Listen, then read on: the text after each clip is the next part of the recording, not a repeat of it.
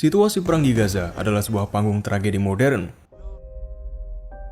di mana cahaya dan kegelapan saling berhadapan dengan kekuatan mengerikan. Di satu sisi, kita melihat ketegangan yang tak ada akhirnya, ketakutan akan kehilangan yang menyelimuti warga sipil yang tak bersalah. Di sisi lain, kita melihat kekuatan militer beringas yang tak kenal aturan, dengan puing-puing dan kehancuran yang tersebar di seluruh tanah. Rumah-rumah hancur, sementara rasa aman dan kesejahteraan semakin jauh dari jangkauan. Orang-orang mencari tempat berlindung, sementara suara tembakan dan ledakan menggema di seluruh kota. Dalam konflik ini, tidak ada pemenang yang sejati, hanya korban yang terus bertambah. Keluarga terpisah, anak-anak terluka, dan orang-orang yang berjuang untuk bertahan hidup di tengah-tengah puing-puing kehancuran. Kemanusiaan terhimpit oleh konflik yang tak ada habisnya. Menyusul serangan berbahaya Hamas pada bulan Oktober, pasukan Israel telah mendorong rakyat Gaza ke selatan. Dan hingga 300.000 pasukan cadangan telah dipanggil. Militer Israel sekarang telah menetapkan pandangannya pada jalur Gaza. Namun tanda-tanda yang menakutkan muncul di perbatasan utara dengan Lebanon. Hizbullah telah berjanji untuk mendukung Hamas dan telah mengancam akan membuka front kedua dan ketiga di bagian utara Israel. Bahkan saat ini, Israel dan Hizbullah telah bertukar misil dan beberapa pasukan di kedua belah pihak telah tewas. Warga sipil di sekitarnya bersiap untuk konflik yang lebih luas. Di selatan Lebanon, jalan-jalan menuju utara penuh sesak dengan kemacetan lalu lintas. Orang-orang melarikan diri, memberi jalan untuk konflik mengerikan yang mungkin saja menggoncang seluruh Timur Tengah.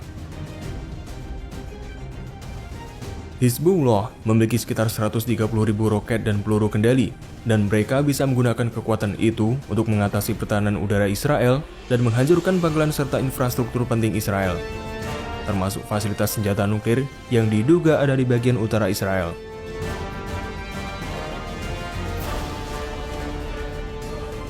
Serangan Israel di Gaza, Suriah, dan tepi barat sedang diberitakan secara luas dalam media.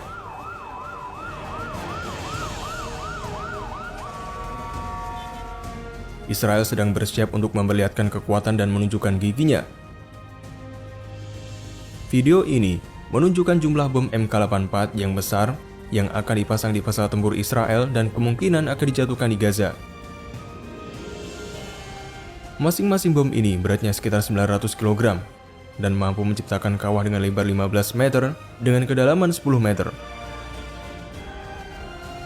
Bom-bom ini dilengkapi dengan panduan JIDAM yang memungkinkan mereka diarahkan ke target yang bergerak dan dapat diluncurkan dari pesawat pengebom atau pesawat tempur.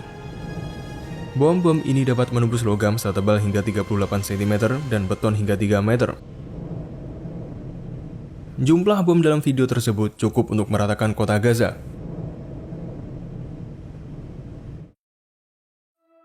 Militer Israel juga sedang meluncurkan invasi darat skala penuh ke bagian utara jalur Gaza.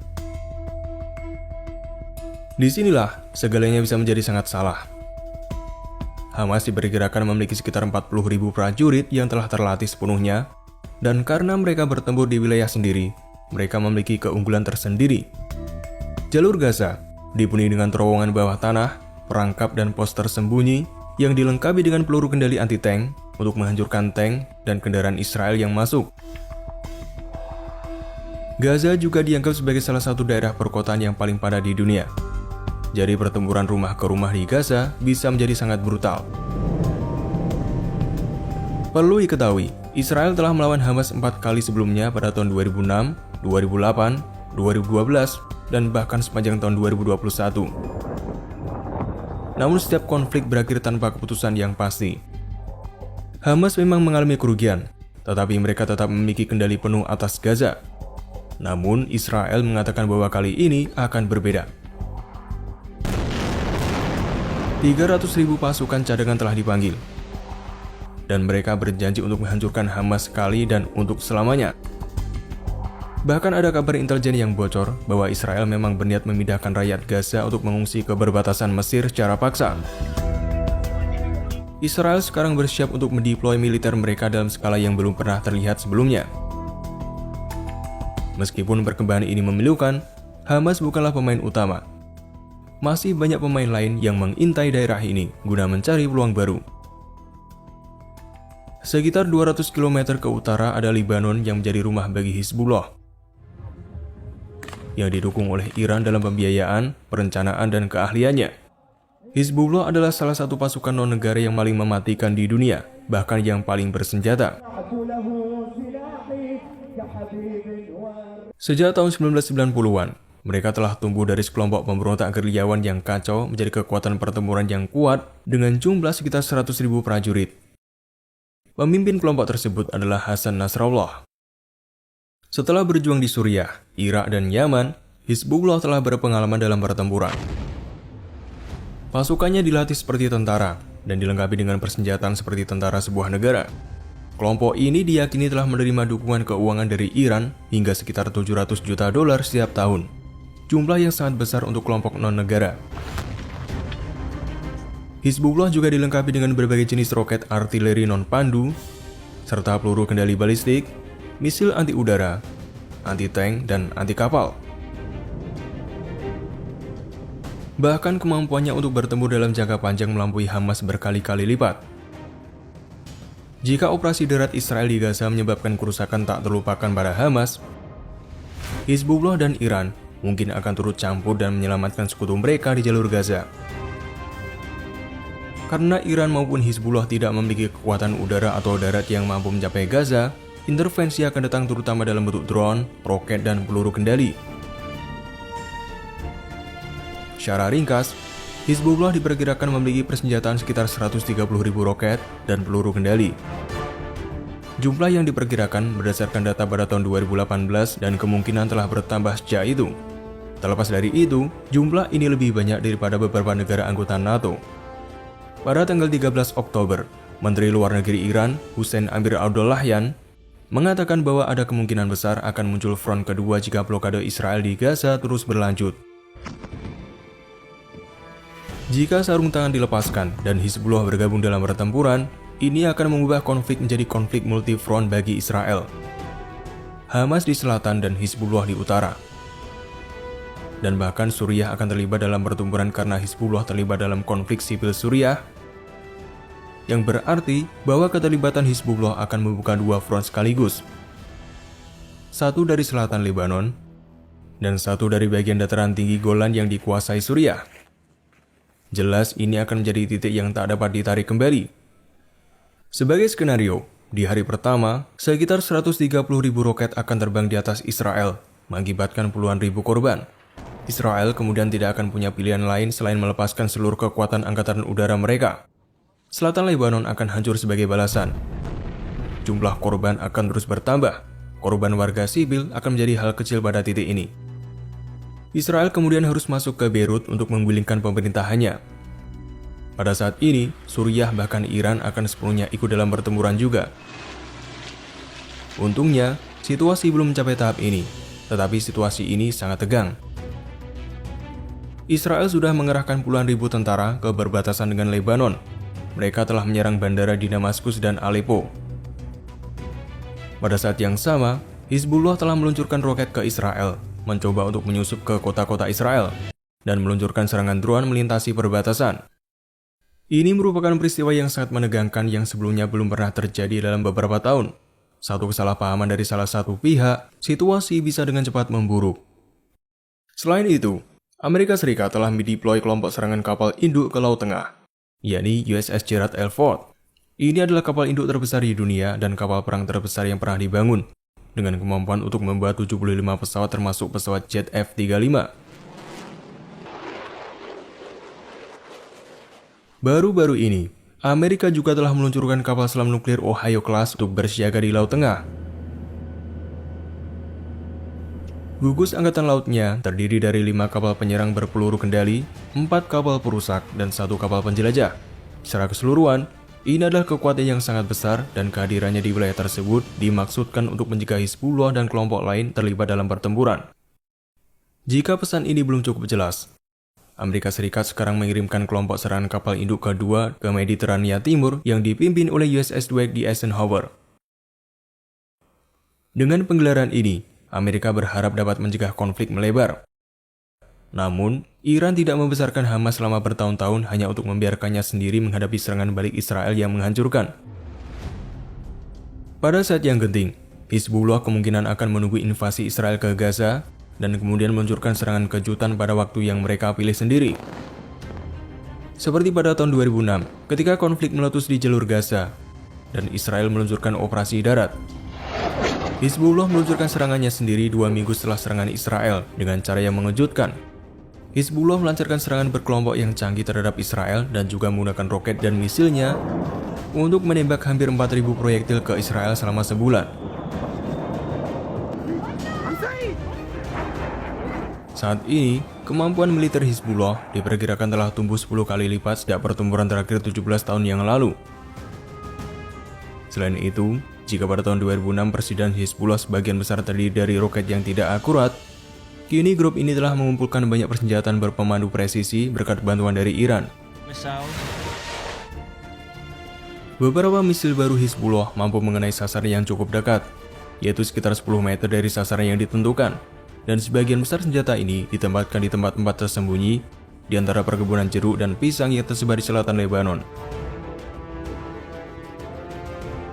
Untuk menetralkan ancaman roket dan misil Hizbullah, Israel harus mengerahkan pasukan ke Lebanon dan menduduki wilayah tersebut. Tetapi itu akan sulit dilakukan, bahkan dengan supremasi udara yang diberikan oleh Amerika. Lebanon memiliki medan berbukit yang sempurna untuk peperangan dan perang atrisi. Lebih jauh, Hizbullah memiliki misil anti kapal berjangkauan jauh yang dapat mengincar kelompok serangan kapal induk Amerika di wilayah tersebut. Apakah serangan-serangan ini benar-benar akan berhasil? Itu adalah cerita lain. Yang jelas, akan menjadi sebuah kesalahan untuk mengukur Hizbullah berdasarkan situasi tahun 2006. Waktu telah berubah dan grup ini telah menjadi lebih kuat dari segi apapun. Hizbullah hari ini tidak hanya akan bergantung pada strategi defensif. Mereka bisa membalikkan situasi dan mengambil rencana pertempuran proaktif dengan memanfaatkan jangkauan, medan, pengalaman, dan jumlahnya yang besar. Hizbullah bisa meluncurkan serangan masif palsu menggunakan roket yang tidak akurat, dan kemudian melanjutkannya dengan menggunakan misil berpandu presisi untuk menyerang basis dan infrastruktur penting Israel, termasuk 3 fasilitas perakitan nuklir yang disebut berada di Israel Utara. Meledakkan fasilitas nuklir ini adalah tingkat kehancuran yang kita bicarakan. Dan yang perlu dicatat adalah bahwa lebih mudah bagi Hizbullah untuk menyerang fasilitas nuklir Israel daripada bagi Israel dan Amerika untuk menyerang fasilitas nuklir Iran. Jadi, konflik dengan Hizbullah bisa dengan cepat menjadi pertempuran sengit di mana kita bisa melihat kerusakan yang besar. Tidak heran jika bagian dari strategi Iran adalah menggunakan Hizbullah untuk membuat Israel selalu dalam situasi tegang. Namun, jika Hizbullah dan Iran memiliki keunggulan seperti ini, mengapa mereka belum melancarkan serangan penuh? Salah satu alasan adalah bahwa Hizbullah juga menghadapi masalah di Lebanon. Sebagai sebuah negara, Lebanon hampir tidak dapat bertahan. Negara ini sedang mengalami krisis ekonomi. Mata uangnya telah merosot hampir 100% nilainya dalam beberapa tahun terakhir. Namun, krisis ekonomi Lebanon tidak mempengaruhi keuangan Hizbullah. Para pejuangnya dibayar dalam dolar. Namun tetap saja, krisis ekonomi Lebanon mempengaruhi pengambilan keputusan Hizbullah. Karena secara hukum, mereka adalah bagian dari pemerintah Lebanon sejak tahun 2005. Konflik dengan Israel akan menghantam ekonomi Lebanon dan kemungkinan akan mempengaruhi posisi politik Hizbullah menjadi lebih buruk. Bahkan organisasi seperti Hizbullah membutuhkan dukungan publik untuk mempertahankan kursi parlemen mereka. Namun pada akhirnya, apakah Hizbullah terlibat atau tidak bergantung pada Iran sebagai pelindung mereka. Sejak menjabat presiden pada tahun 2021, Ibrahim Raisi telah mengambil sikap luar negeri yang semakin keras. Kabinetnya diisi dengan mantan jenderal, orang-orang yang hanya tahu palu sebagai alat dan melihat segala sesuatu sebagai paku. Sejak itu, Iran mengambil sikap bermusuhan terhadap Afghanistan, Turki, Azerbaijan, Uni Emirat Arab, dan Israel.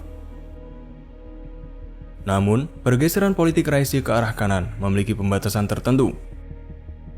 Mereka mengandalkan roket dan rudal Hizbullah yang sangat masif sebagai alat pengaruh selama bertahun-tahun ke depan. Saat ini, salah satu alasan strategis paling kuat yang menghalangi Israel atau Amerika Serikat untuk meluncurkan serangan terhadap fasilitas nuklir Iran adalah kekuatan tembak Hizbullah. Menggunakan kekuatannya dalam konflik Gaza berarti menghabiskan kekuatannya untuk konflik saat ini, sehingga menetralkan perannya sebagai alat penangkal di masa depan. Ini akan membuat Iran terbuka dan rentan terhadap bombardemen udara oleh Amerika Serikat. Jadi untuk sementara, Iran mungkin sedang berpikir keras secara strategis. Mereka mungkin ingin mempertahankan persediaan roket Hizbullah untuk menyelamatkan diri dari kehancuran. Jelas ini adalah sesuatu yang patut dipertimbangkan. Mengingat sejumlah kecil misil yang ditembakkan oleh Hizbullah ke Israel Utara hingga saat ini dapat dianggap sebagai cara untuk mempersulit operasi Israel dengan menghadirkan ancaman front utara tanpa benar-benar membukanya. Konflik di Gaza masih bisa memicu perang regional. Tetapi pejabat Hizbullah dan Iran tahu bahwa Israel dapat melawan mereka bahkan jika terluka atau teralihkan. Israel secara beringas mengincar Hamas dan tidak terbuka untuk negosiasi.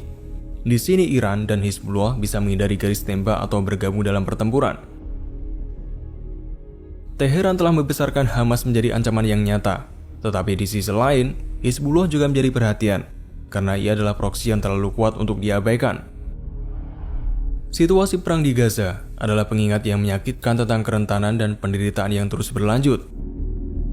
Ini adalah panggilan untuk perdamaian, keadilan, dan pertolongan kemanusiaan. Dan di tengah keganasan, kita tidak boleh melupakan bahwa di balik setiap statistik dan headline adalah manusia yang berjuang untuk bertahan hidup dan mencari perdamaian. Bagaimana menurutmu? Akankah Iran akan ikut dalam konflik ini dengan mengerahkan bidak terkuatnya? Atau menyerahkan satu bidaknya demi melindungi dirinya sendiri? Tulis pendapatmu di kolom komentar. Terima kasih telah menonton dan nantikan episode Now berikutnya.